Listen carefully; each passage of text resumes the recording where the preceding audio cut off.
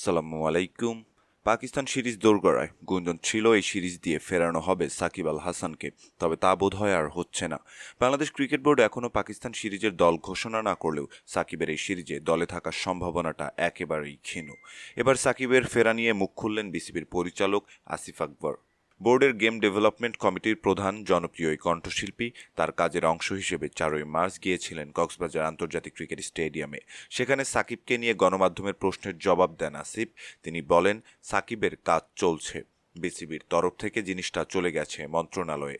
মন্ত্রণালয় কাজ করছে, সাথে আমাদের লিগ্যাল টিমও কাজ করছে।